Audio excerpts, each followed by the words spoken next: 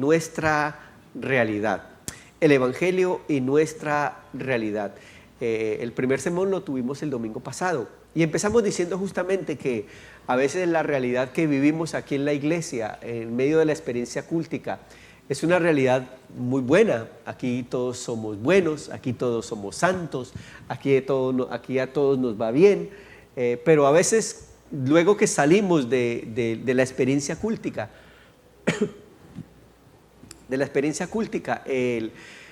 la vida allá afuera es mucho más difícil. La vida y la realidad allá afuera hay que enfrentarla con unas herramientas que definitivamente se necesitan ser herramientas poderosas para poder enfrentar esa realidad. La realidad del ser humano, dijimos el domingo pasado, que nunca se da en el vacío. Usted vive su realidad en dos dimensiones, en un tiempo y en un espacio, en un lugar.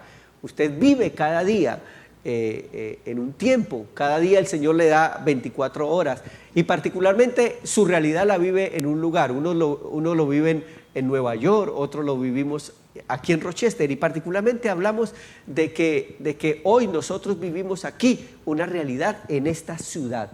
Una ciudad particular, una ciudad hermosa, pero que ha sido impactada por la corriente del mundo.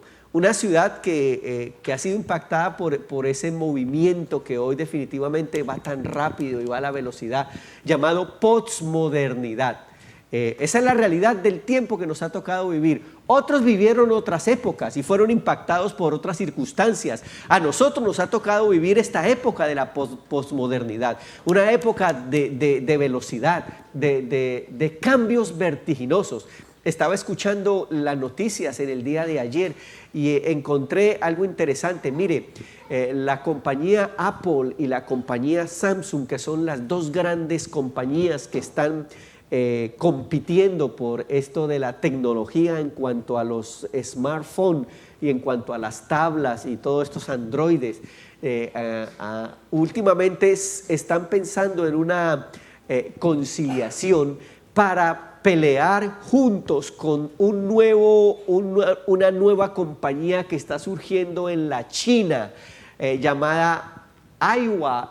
Mencionaban que la pronunciación de la compañía es difícil y está produciendo, acaba de salir el smartphone más veloz y pequeño del mundo. Ese elemento de la comunicación, de la globalización, de la tecnología, donde todo cambia vertiginosamente. El que tenía el Galaxia 1 ya está obsoleto, el que tenía el Galaxia 2 ya está obsoleto y el que tenía el Galaxia 3 está ahí porque ya viene el otro más adelante. Algunos todavía andamos en la época arcaica del celular de a peso, del celular chiquitito, ¿verdad? Todavía andamos con ese celular de 3 pesos. Mire, ay Dios mío, da pena mostrarlo, pero gloria a Dios mío. Entonces, yo lo que estoy queriendo decirles, primero les estoy diciendo que el pastor quiere un smartphone. Lo segundo que les quiero decir es que estamos en una época donde todo cambia. Es más, no solamente cambia la tecnología, cambia la manera de pensar. Hoy se piensa de una manera, mañana se piensa de otra. Al cambiar la manera de pensar, ¿sabe? También cambian las creencias. Hay tanta influencia de un mundo corriente que ha tocado nuestra realidad, que ha tocado la realidad de nuestros jóvenes, que toca la realidad de todos nosotros. Esta ciudad ha sido impactada por tantas y tantas creencias y tantas corrientes. Es por eso que sentimos del Señor hablar justamente que en medio de esa diversidad de pensamientos, en medio de esa diversidad de corrientes y aún en medio de la diversidad cultural, el Señor puso en mi corazón hablar acerca de 5 tópicos, que son los 5 sermones que estamos hablando durante este mes. Este es el segundo sermón. Los 5 tópicos son los siguientes. Estuvimos hablando acerca de el Evangelio y nuestra realidad en relación a la cultura, en relación a la depresión, en relación al homosexualismo. De hoy en 8 días estaremos hablando justamente acerca de la realidad una de las realidades que hoy todo el mundo habla y que estamos bregando con esa realidad del homosexualismo, y me parece que es importante que desde el púlpito la palabra del Señor nos indique claramente qué se piensa en relación a toda esta corriente y toda esta circunstancia que hoy está tocando la realidad de todo el mundo. La cultura, la depresión, el homosexualismo. Hablaremos acerca de la realidad el evangelio y la realidad en relación a las finanzas. Una de las realidades más difíciles con las cuales tenemos que bregar todos los días es con el manejo de las finanzas. Y finalmente, para empatar al final del mes, estaremos hablando acerca de la realidad de la familia, cómo la familia ha pasado a ser un elemento desechable, un elemento de papel. El concepto del matrimonio se ha distorsionado de tal manera que el concepto de familia ahora hay que redefinirlo. Antes el modelo de familia era papá, mamá, hijos, o después surgió la familia mixta. Después la familia era el papá y los hijos, o la mamá y los hijos. Ahora no se sabe si es los dos hombres con los hijos o las dos mujeres. Hay un reburú que no se sabe, y el concepto de familia elemental se ha perdido. Por esa razón estamos hablando de estos tópicos. Muy bien, el domingo pasado, en relación a la cultura, que fue el primer tópico, estuvimos hablando de lo siguiente. Escuche, que el evangelio, la verdad del evangelio, nunca riñe con la cultura. El domingo pasado hablamos que finalmente, inicialmente, todos fuimos creados a imagen y semejanza de Dios, y Dios tiene su propia manera de pensar, su manera de actuar, su manera de vivir. Eso es la cultura, y Dios puso esa cultura en cada uno de nosotros en la creación. Finalmente esa cultura se ha dañado, el pecado ha distorsionado la cultura. Para entender esto del concepto de cultura, vimos que el concepto de cultura, dijimos que cultura es el patrón de pensamiento y conducta que sigue un determinado grupo. Eso es cultura, el patrón y pensamiento y conducta, es decir, cómo piensa y cómo funciona un determinado grupo. Esa cultura se transmite ya sea de manera oral o de manera escrita, y se utiliza un gran número de recursos para transmitir esa cultura. La música, el arte, las costumbres, la historia nos transmite todos esos elementos de cultura. La realidad es que inicialmente fuimos creados con una cultura buena, pero el pecado dañó, distorsionó esa cultura buena de Dios. Al principio Dios creó todo y lo creó bueno en gran manera. Esa cultura enferma hoy le cuesta pensar, le cuesta actuar a la manera de Dios, al pensamiento de Dios. El hombre natural, dice la Biblia, no percibe el pensamiento de Dios, no percibe la cultura de Dios. En la segunda carta del apóstol Pablo a los Corintios, capítulo 4, versículo 6, él nos decía: el que no tiene el Espíritu no acepta lo que procede del Espíritu de Dios, pues para él le es locura, no puede entenderlo, hay que discernirlo espiritualmente. Sin embargo, el apóstol Pablo entonces dice: ustedes que han recibido a Cristo, que se han reconciliado con la cultura de Dios, que se han reconciliado con la mente de Cristo, dejen que su mente sea transformada. Y lo dice de la siguiente manera. El apóstol Pablo, en el libro de los Romanos, capítulo 12, versículo 2, dice de la siguiente: no vivan según el modelo de este mundo, la corriente, la forma de pensar de esta cultura, de este mundo. Mejor dejen que Dios transforme su vida con una nueva manera de pensar. Así entonces podrán entender y aceptar lo que Dios quiere para ustedes, que para Dios es bueno, agradable y perfecto. Lo que el texto nos está diciendo: miren, no se pongan a reñir contra la cultura, dejen que Dios sane su mente y usted haga algo.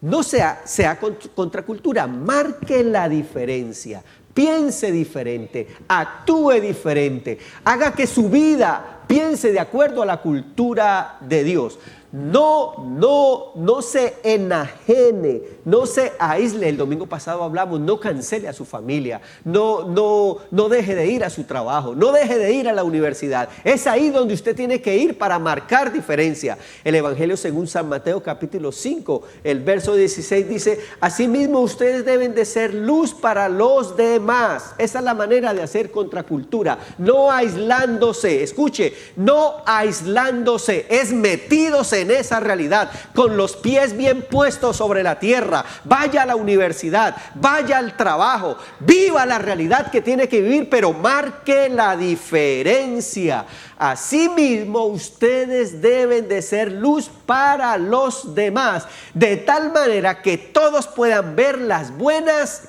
obras y dar honra a su Padre que está en los cielos. Pues ¿sabe qué? Marcar diferencia es que usted es el mejor esposo, marcar diferencia es que usted es el mejor ciudadano, pague los taxes, marcar diferencia es que usted es el mejor estudiante, marcar diferencia es que usted es el mejor trabajador, marcar diferencia es que usted está pensando y viviendo en la cultura del cielo. Muy bien, hoy estaremos hablando del segundo tópico, del Evangelio y la depresión. Muy bien. El Evangelio y la depresión se considera por la Asociación Americana de Psiquiatría y concepto que se ha promulgado en el mundo entero, que una de las enfermedades públicas, escuche, enfermedades públicas del siglo XXI es la depresión. La otra enfermedad es estrés. Eso después hablamos del estrés. Algún otro día hablamos del estrés y del S4. Pero hoy vamos a hablar del concepto de depresión. La depresión. Antes de empezar a hablar del concepto de depresión, y teniendo en cuenta que estamos hablando del Evangelio y la depresión, permítame presentar la tesis, la verdad. Lo que quiero que en el nombre del Señor usted se lleve en su mente. Es posible que usted haya pasado por episodios de profunda tristeza y aún de depresión, pero déjeme decirle, hay una verdad que quiero compartir con ustedes. El Evangelio es suficiente. ¿Cuántos damos gloria a Dios por eso?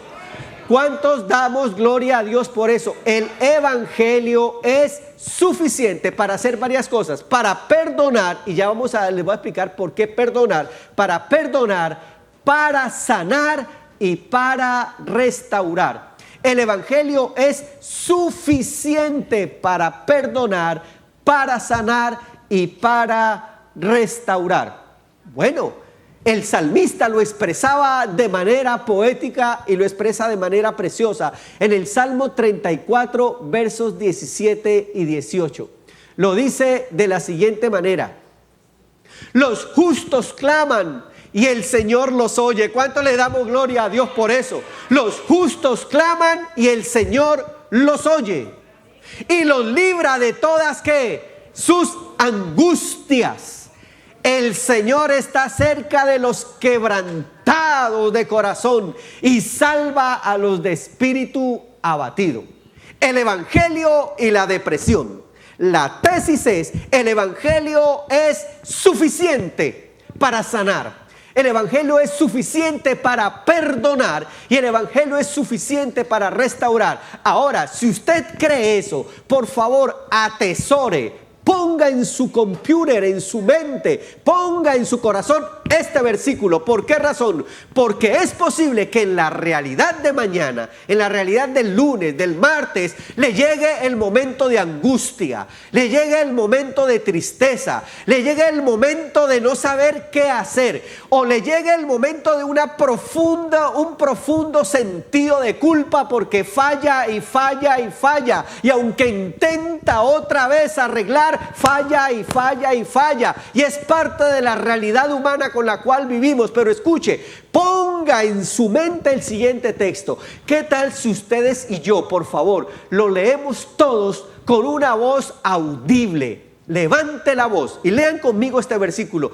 Dice el Salmo 34, versículos 17 y 18. Dice lo siguiente: los justos claman y el Señor los oye, los libra de todas sus angustias.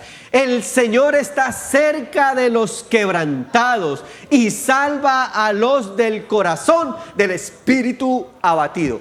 Voy a dar 30 segundos para que usted, por favor, se lo lea a la persona que tiene al lado. Léaselo, dígaselo. Dígale: oye, mire, tengo una noticia. Usted que tiene cara de abatido, que tiene cara de down, que tiene cara de aburrido, que vino con la depre, en el nombre del Señor, mire lo que dice la palabra, dígaselo. Ay, ahora todos pusieron cara de alegres, ahora sí, ay, mírelos. Yo les voy a decir lo siguiente: hace un momento yo los miraba desde aquí y algunos estaban...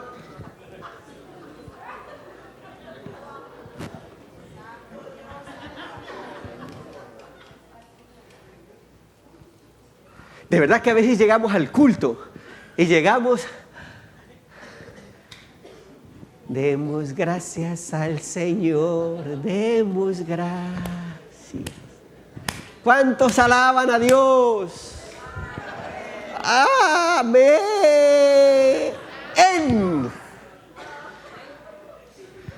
¿Cómo le va, hermano? Ay, en victoria estoy. En victoria estoy. Y a veces vivimos la vida con una actitud que a veces no sabemos de dónde, pero escuche, en el nombre del Señor, esta mañana el texto le dice: los justos claman, ¿y el Señor qué? ¿Él los libra de qué? El Señor está cerca de los quebrantados de corazón y salva a los de espíritu abatido. Bendito el Señor. ¿Cuánto le damos gloria al Señor? Mire, para poder entender esto del concepto del evangelio y de la depresión, la realidad es que yo no voy a dar una cátedra aquí de psicología, ni mucho menos de psiquiatría. Yo no soy psicólogo, no soy psiquiatra. He estudiado algo de consejería pastoral actualizada, pero escuche, he leído mucho y estas 2 semanas justamente traté otra vez de configurar con lo mucho que he leído una definición acerca de lo que la gente dice que es depresión, y se lo voy a compartir. ¿Qué es depresión? ¿Qué se entiende por depresión? La depresión, del latín depressio, que significa, mire lo que significa, depresión significa opresión, encogimiento, abatimiento. ¿Cuántos hacen así? Opresión, encogimiento, abatimiento. Pero dice, depresión es el diagnóstico psiquiátrico que describe un trastorno del estado de ánimo. Me gustó porque yo leí y lo que el texto, lo que la descripción está diciendo es que depresión es el diagnóstico. Es el diagnóstico. Depresión es el nombre que le dan a un estado de ánimo, transitorio o permanente, caracterizado por sentimientos de abatimiento, como que la vida lo ha golpeado, infelicidad, nadie ni nada lo hace feliz, nada ni nadie lo hace feliz, por sentimientos de abatimiento, infelicidad y culpabilidad. Yo mientras leía esto, al lado de culpabilidad póngale indignidad. ¿Cuánta gente se siente indigna? Que no es merecedora de nada, que no tiene derecho a nada. Y con todos esos sentimientos de abatimiento, infelicidad, ese estado de ánimo, los psiquiatras llaman a eso depresión. Además de provocar una incapacidad, esa situación provoca una incapacidad total o parcial para disfrutar de las cosas y de los acontecimientos de la vida cotidiana. Los desórdenes depresivos pueden estar en mayor o menor grado acompañados de ansiedad. Además de ese estado de infelicidad, quiere que todo se resuelva ¿cómo? Se resuelva rápido y salir de esa situación rápido. Y en esos estados de ansiedad entonces surgen los famosos compradores compulsivos, aquellos que todo el tiempo están queriendo llenar ese vacío comprando cosas, y los moles los encontramos completamente abarrotados de gente con las tarjetas de crédito al rojo vivo, porque la gente está en un alto grado de ansiedad. Encontramos a los que comen también de manera ansiosa y los que padecen entonces consecuencias de la depresión, la bulimia y la anorexia. La historia del concepto de la depresión, conocida en sus inicios con el nombre de melancolía. Ahora entienden, antes lo llamaban melancolía, ahora es depresión. Ustedes han escuchado mucha música y saben que mucha música se daban, los que escribían esas canciones, se daban escribiendo las canciones en momentos de melancolía. Entonces están por ahí esas canciones de ando volando bajo, y el ando volando bajo todo el tiempo ahí con su melancolía, con su tristeza, escuche, y esa melancolía la transmiten a través de la música, conocida con el nombre de melancolía, del griego clásico melancolé. La depresión aparece descrita o referenciada en numerosos escritos y tratados médicos de la antigüedad. El origen del término se encuentra de hecho en Hipócrates, aunque hay que esperar hasta el año 1725, cuando el británico, el señor Richard Blackmore, rebautizó el concepto de melancolía por el término actual de depresión. Ahora, mire esta situación, porque es que aquí se une varias cosas. Esa situación que simplemente, y lo voy a decir simplemente, es un trastorno del estado emocional del ser humano, producido por circunstancias reales. El mercado lo ha utilizado y aún la ciencia le ha querido dar una vueltita en lo siguiente. Hasta el nacimiento de la psiquiatría moderna, su origen y sus tratamientos alternaban. Para poder resolver esto, la gente utilizaba la magia y la terapia ambientalista de carácter empírico, es decir, que utilizaban la concentración, la meditación en la naturaleza.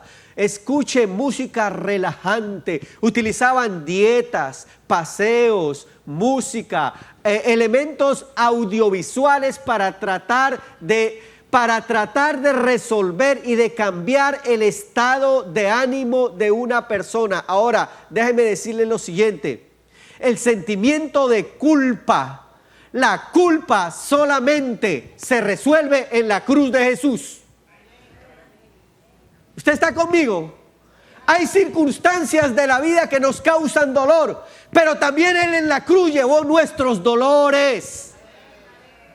Bueno, el asunto es que eso siguió hacia adelante y la biopsiquiatría y el despegue de la psicofarmacología, esa palabra es muy grande, pero le voy a decir qué es cómo resolver problemas emocionales mediante las pastillitas, cómo resolver los problemas de la emoción mediante depresivos, antidepresivos o mediante estimulantes, bebidos o en pastillitas. Eso tiene un gran poder que económico, y entonces la psicofarmacología pasa a describir esto es que la depresión es una enfermedad. Y como enfermedad hay que tratarlo de esa manera, con las pastillitas, con todo ese andamiaje de cosas que a veces la gente toma y practica y no resuelve nada.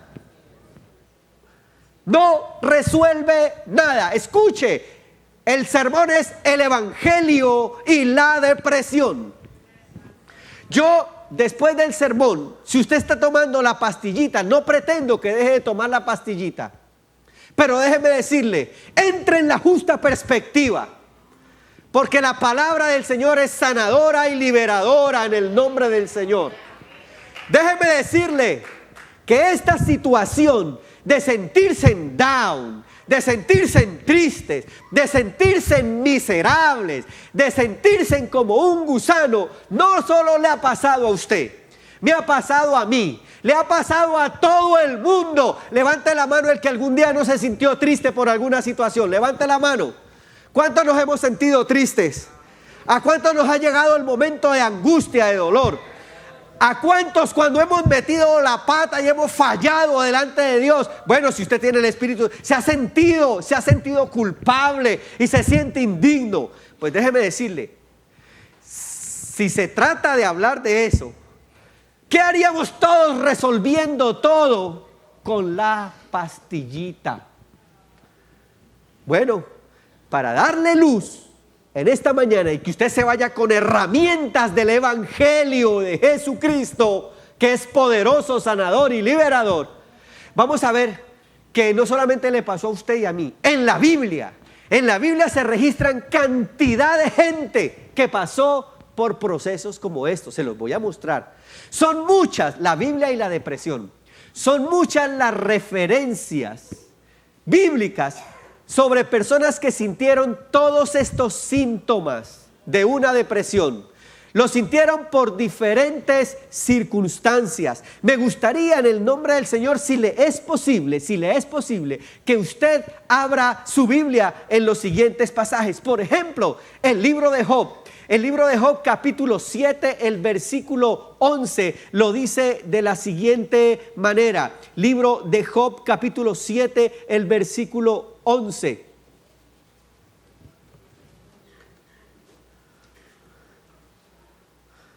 Perdonen que yo estoy con la tecnología. Libro de Job capítulo 7, versículo 11. Mire lo que Job decía. Un hombre que era bueno, que era justo, pero que le cayó la desgracia.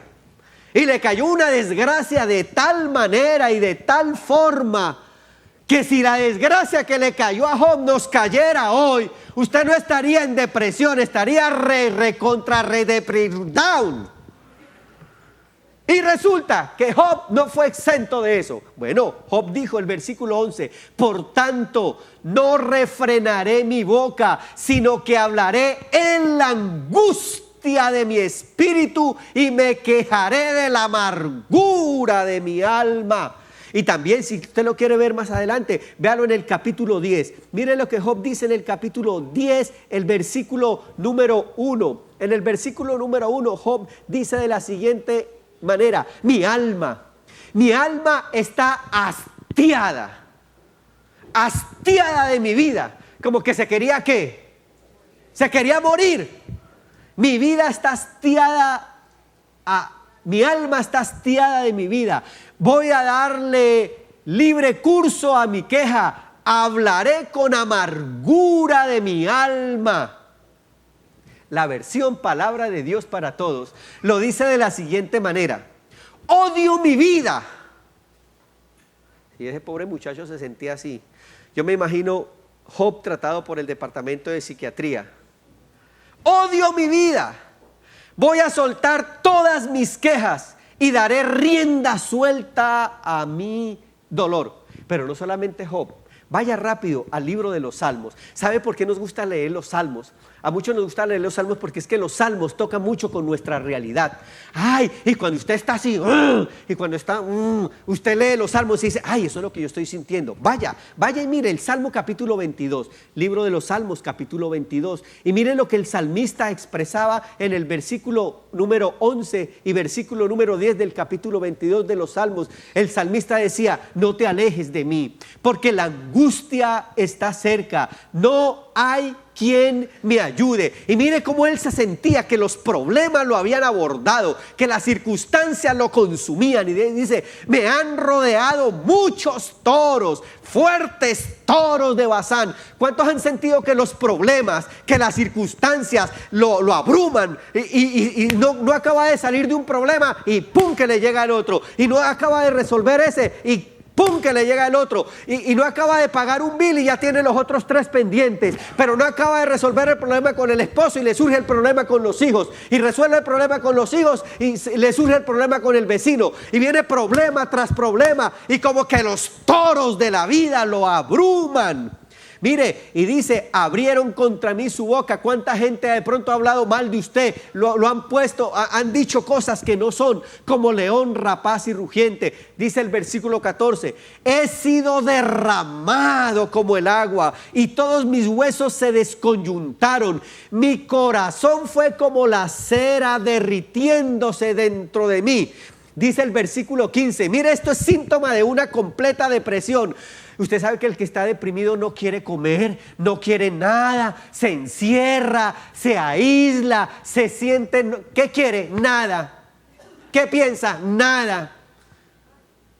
What happened? Nada. Dice, mire lo que dice, como un tiesto se secó mi vigor, mi lengua se pegó a mi paladar y me he puesto en el polvo de la muerte. Dígame si ese pobre salmista cómo se estaba sintiendo. Bueno, usted quiere ver otra cita, vaya al Salmo 31. Salmo 31, el Salmo 31, el versículo 9. Salmo 31, versículo 9 dice de la siguiente manera: ten misericordia de mí, oh Jehová, porque estoy en angustia. Se han consumido de tristeza mis ojos, también mi alma y mi cuerpo. Mi vida se va gastando de dolor y mis años de suspirar. Se agotan mis fuerzas a causa de mi maldad. ¿Usted no ve ahí un profundo sentimiento de culpa? ¿Aló? ¿Por qué él se estaba sintiendo así? ¿A causa de qué? De su maldad, de su indignidad. Así se sentía el salmista. Yo no soy bueno. ¿Cuántos han sentido? Yo no soy bueno, yo no valgo para nada. Mejor dicho, lo peor que me ha podido pasar es haber nacido. Yo nunca he hecho nada bien, no soy bueno. Y cuando me he encontrado con el Señor y sigo fallando, Dios se va a cansar de mí.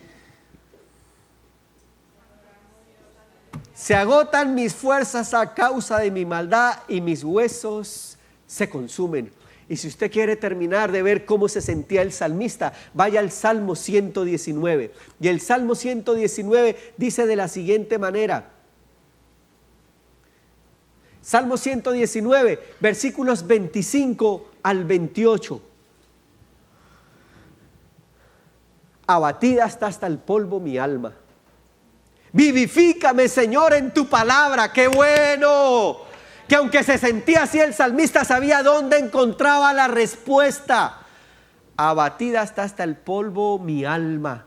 Te he manifestado mis caminos y me has respondido. Enséñame tus estatutos. Hazme entender el camino de tus mandamientos para que medite en tus maravillas. Se deshace mi alma de ansiedad.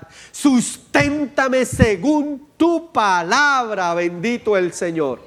Bueno, lo que le estoy queriendo mostrar en la primera parte, escuche, lo que le estoy queriendo mostrar en la primera parte es que si se trata de depresión, si se trata de hablar de depresión, en la Biblia hay infinidad de textos y de referencias de gente que estaba igual que tú y que yo, posiblemente down. Pero qué bueno que el evangelio no se queda ahí, en mostrarnos solamente esa parte de la realidad del ser humano. Recuerden la tesis que hemos planteado: el Evangelio es suficiente. El Evangelio es suficiente para sanar. El Evangelio es suficiente para perdonar y el Evangelio es suficiente para restaurar. Bendito el Señor. Pues así como la palabra del Señor nos enseña cantidad de referencias en relación a gente en estado de depresión o en ese estado de ánimo, bendito el Señor, que también las Escrituras nos presentan cantidad de referencias. Muchas son las referencias donde muestran que el Evangelio es poderoso y es suficiente. Son innumerables las referencias sanadoras, liberadoras y restauradoras del Evangelio en relación a la depresión. Mira, si usted quiere un listado completo, por favor, envíeme una email a mi correo electrónico. Pastor, quiero el listado completo de las listas de referencia que se hablan en relación a liberación, en relación a la depresión. Le enviaré esa lista por correo electrónico, pero en esta mañana solamente quiero mostrar un pasaje contundente, que el centro y el corazón de este pasaje se considera que es un pasaje mesiánico, un pasaje que apunta directamente a la bendita persona de Jesucristo, el sanador por excelencia, el liberador por excelencia, aquel que sana, libera y perdona. Bendito el Señor. Y por favor, voy a pedir que usted tome un tiempo para que abra su Biblia allá en Isaías. Vaya rápido a Isaías capítulo 1, capítulo 61, versículos 1 y 2. Isaías capítulo 61. Libro del profeta Isaías, capítulo 61.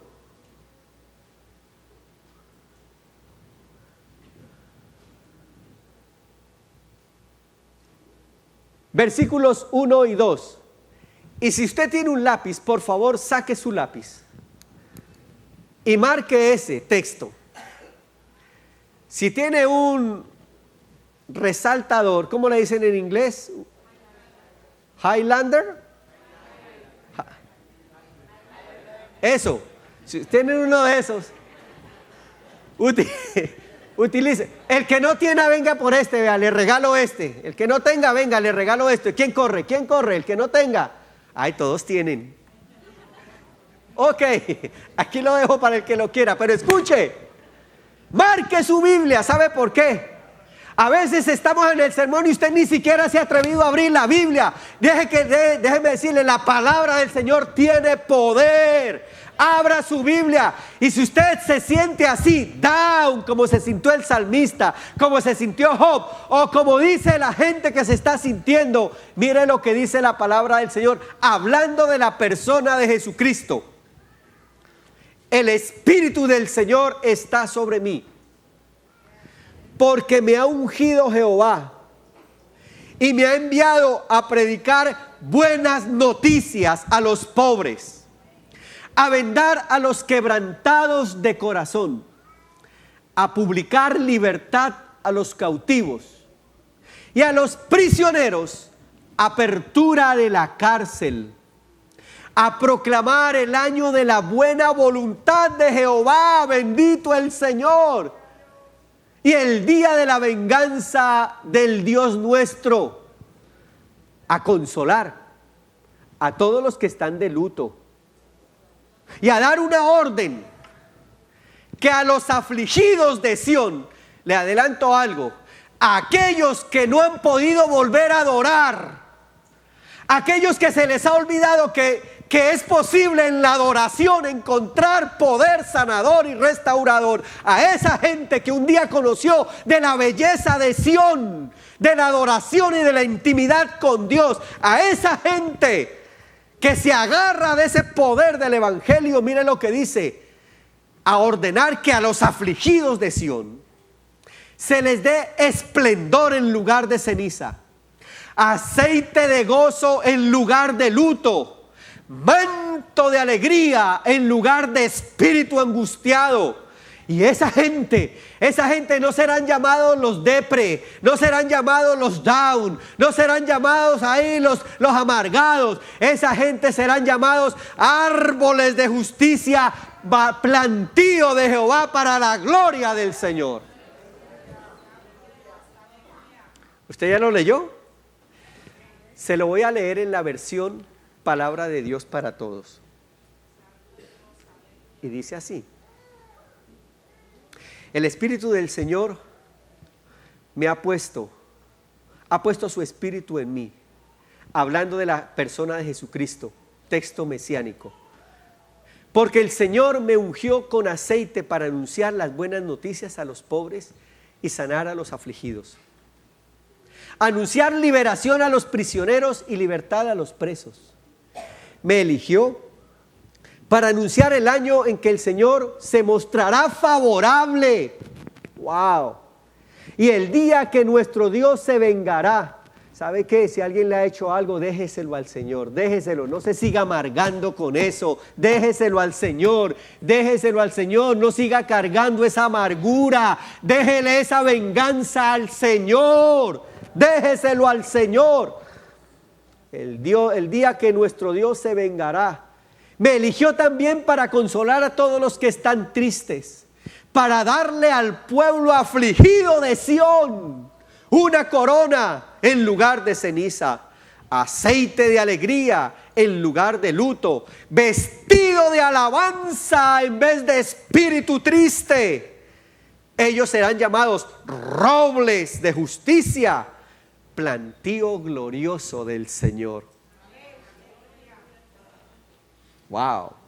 En ese pasaje quiero resaltar por lo menos 4 cosas que hace el poder sanador del Evangelio.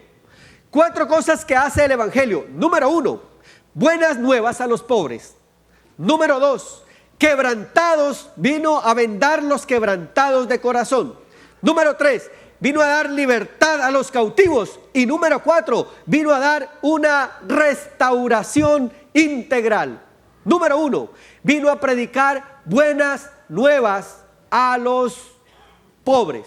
Número 2, vino a vendar los quebrantados de corazón, a publicar libertad de los cautivos, y finalmente todo eso sumado hay una restauración integral. Bueno, le voy a explicar 2 o 3 cosas para poder entender todo esto, porque hasta aquí usted me está diciendo, me voy a seguir tomando la pastillita porque esto no me resuelve. Escuche, agárrese de lo siguiente. Recuerden lo que dijimos del concepto de depresión, lo que nos dicen. El concepto de depresión, yo me lo aprendí de memoria, es el diagnóstico que se da a un trastorno del estado de ánimo temporal o permanente, producido por profundos sentimientos de infelicidad, profundos sentimientos de abatimiento y profundos sentimientos de culpa. Pues mire lo que dice el texto: que Él ha venido para dar buenas noticias a los pobres. Esa frase se da en el contexto y el profeta está hablando del tiempo del jubileo, la fiesta del jubileo, fiesta que celebraba el pueblo judío y tiempo que daba el Señor, Dios del cielo, el Dios bueno, el Dios misericordioso, daba un tiempo cada 50 años. Había un año que durante ese año se celebraba la fiesta del jubileo. En ese año, cada 50 años, en la economía de los judíos, todos los pobres, todos los endeudados, todos los que tenían hipotecas, todos los que tenían cuentas pendientes, todos los que tenían algo por qué pagar, eran libres de hipoteca, eran libres, perdonadas sus deudas, su casa era libre, eran perdonadas todas las deudas. ¿Cuántos le dan gloria a Dios por eso? ¿Cuántos desean que en esta ciudad haya un jubileo y que su casa se le apaguen y que le deje llegar el bill del mortgage? ¿Cuántos dirían gloria a Dios? ¿Cuántos estarían felices que le paguen su mortgage por siempre? Bueno, yo quiero oír un grito de jubileo para todos los que quieran que el mortgage se la pague. 1, 2, 3, ¿cuántos dicen? ¡Claro que sí! ¡Ay, que me quiten esta hipoteca! ¡Que me quiten este... ¿Sabe cómo diría? ¡Que me quiten este peso de encima! Pues déjeme decirle que el pecado pesa más que el mortgage.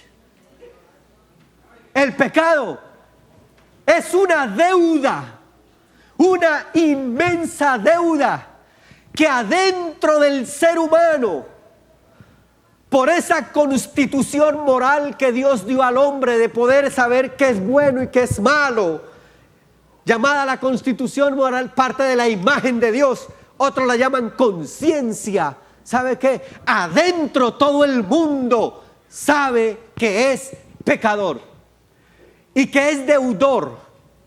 Pero ¿cuántos más? Aquellos que saben que su deuda ha sido pagada, que su deuda ha sido cancelada, pero que en la realidad humana, escucha hermano y hermana, a los de Sión, que en la realidad humana que tenemos que vivir después de que salgamos de aquí allá afuera, volvemos a caer, volvemos a fallar. ¿Y sabe qué? Entonces aquí se aplica el jubileo, bendito el Señor. Periódicamente se da el tiempo para que todas las deudas sean pagas. Bendito el Señor, que cada domingo que venimos a la mesa del Señor, cada domingo que venimos a la mesa del Señor y cada día que puedo ir a la cruz de Jesús, hay jubileo, hay perdón. Si el problema de su depresión es porque usted se siente que falla y peca, pues sabe que dígale: Señor, aquí estoy, tú me conoces, perdóname, Señor, me libero de esta culpa. Y sabe que dígale a Satanás, porque Satanás es experto en decirle: tú no eres digno, tú eres culpable, pecador, miserable, poca cosa. Y lo quiere hundir y lo quiere tener del cuello. Dígale a Satanás: tú no tienes autoridad, porque la sangre de Cristo me limpia de todo pecado. Deje de andar down. Ahora, si tiene una deuda pendiente, ¿sabe qué? Confiésela al Señor, suéltela, vaya a la cruz de Jesús, suéltela, no la siga cargando. Bendito el Señor. Todas las deudas eran perdonadas. Él ya pagó. La palabra del Señor me enseña que el acta de los decretos, ¿sabe qué era el acta de los decretos? La deuda fue clavada en la cruz de Jesús. ¿Y sabe qué hizo Jesús? Jesús cogió esa deuda, cogió esa acta de los decretos y bajó a los infiernos y le dijo a Satanás: yo ya pagué por él. ¿Cuánto le damos gloria al Señor? No le crea al diablo. Él ya pagó por nosotros, diablo mentiroso. No se deje lavar el cerebro del diablo. El Señor ya pagó por nosotros. Ya pagó por todas nuestras culpas. Deje de andar ahí con la... Ya. Ay, yo no puedo porque es que, pastor, esta culpa, este pecado, usted sabe, como tú sabes, pues tú sabes, diablo mentiroso. Jesucristo pagó por mí en la cruz del Calvario.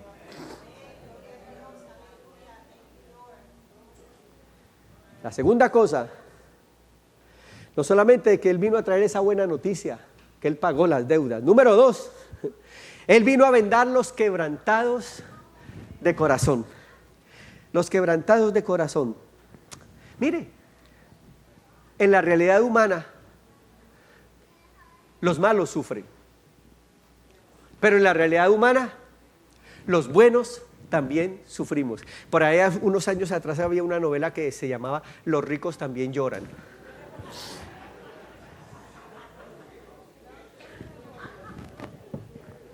Yo no la vi.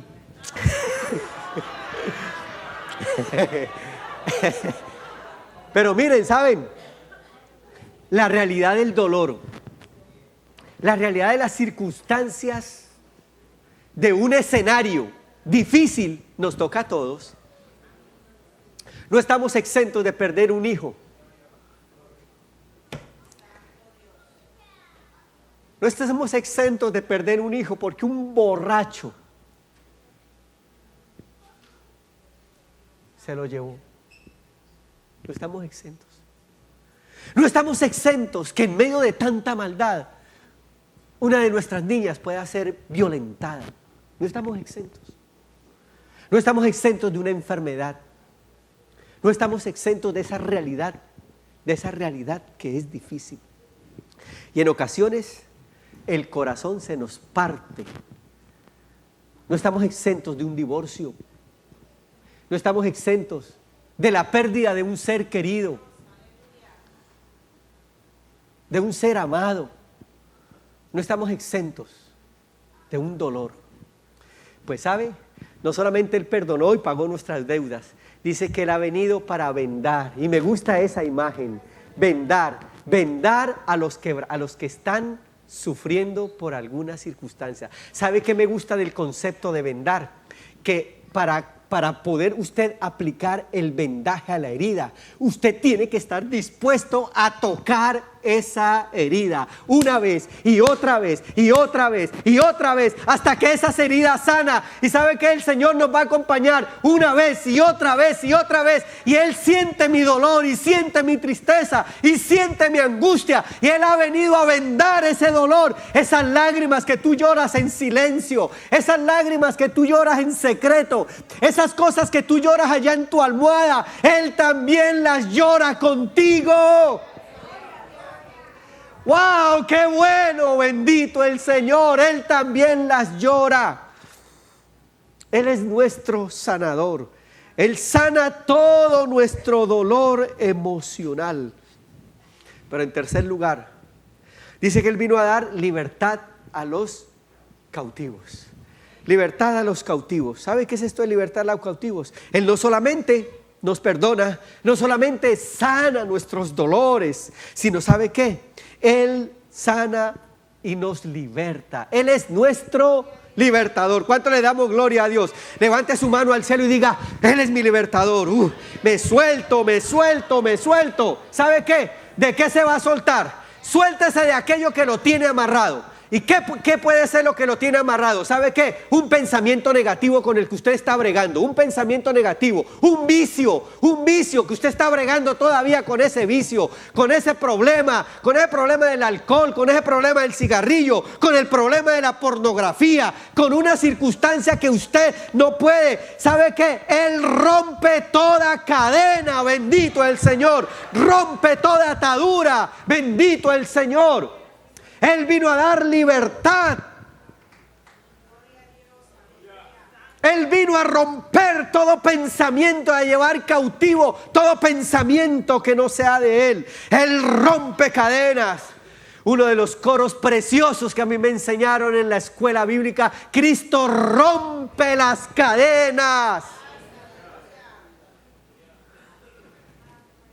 Muchacho, cuando esté bregando con esa tentación, hombre, hermana, cuando esté bregando con esos pensamientos, no se olvide que Él vino a romper toda cadena. Él vino a dar libertad a los cautivos. Él vino para liberarnos de los malos hábitos, de las malas costumbres. Vino a libertarnos de los vicios y de las adicciones. Él vino a libertarnos y a darnos una nueva vida en Cristo. Bueno, después de ser perdonados, después de ser sanados y después de ser libres, ahora sí, vamos a funcionar. Mire cómo termina el texto. ¿Cómo termina el texto? El texto termina de manera preciosa. Vaya, vuelva y léalo. ¿Qué dice el Isaías capítulo 62? La última parte, el versículo número 2. ¿Qué dice en Isaías? Dice entonces a ordenar que a los afligidos de Sión, quiere decir que aquellos que adoraban y ahora no lo pueden hacer, aquellos que conocían o estaban en esa intimidad y la han perdido, aquellos que sabían de Sión, Sión era un lugar especial para el pueblo de Israel. Era el lugar donde solamente ellos entendían que se podía adorar a Dios, pero que el pecado, que la culpa, las circunstancias los habían alejado de ese lugar. Hay una canción que dice: Sión es el lugar de gozo, es el lugar de adoración. Sión es el lugar donde allí está la presencia de Dios. Entonces el salmista aquí, el poeta Isaías dice: a esa gente que sabe de Dios, que conoce de Dios, pero que ha perdido el poder de la adoración, el poder de la intimidad con Dios, a esa gente ahora, al que ha sido perdonado, al que ha sido libertado, al que ha sido sano, se le ordena, ¿sabe qué? Que se le ponga en lugar de esplendor, ¿sabe qué? Que cambie su aspecto. Cambie su aspecto en lugar de ceniza. Se le dio orden de que a los afligidos se les diera esplendor en lugar de ceniza. Mire la cara del lado a ver si tiene ceniza o tiene esplendor. Dígale: ¿usted es espléndido o es ceniza? ¿Usted es espléndido o es ceniza? Usted es espléndido, es ceniza. Bendito el Señor. Como mi rostro no va a estar feliz cuando Él me ha perdonado. Como mi rostro no va a estar feliz cuando Él me ha consolado. Como mi rostro no va a ser feliz cuando me ha libertado de vicios. Claro, y vienen realidades y vienen circunstancias, pero mi actitud a la vida es para darle la honra. Es esplendor en lugar de ceniza. ¿Y sabe qué? No solamente cambia el aspecto, cambia nuestra dignidad. Dice: a ordenar que se le dé esplendor en lugar de ceniza, aceite de gozo en lugar de luto, manto de alegría en lugar de espíritu angustiado. Es eso, dignidad en lugar de basura, gozo en lugar de luto. Y finalmente, ¿sabe qué dice? Mire: manto de alegría en lugar de espíritu angustiado. Vamos a decirlo a la luz del sermón: gozo y alegría en lugar de depresión.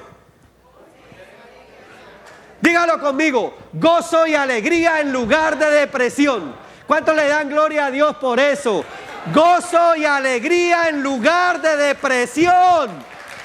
Hay poder en el Evangelio de Jesucristo para vivir esa realidad allá afuera. Gozo y alegría en lugar de depresión. Y entonces dice al final, para terminar la historia, esa gente que ha recibido ese poder del Evangelio, que han sido perdonados, que han sido sanados, que han sido liberados,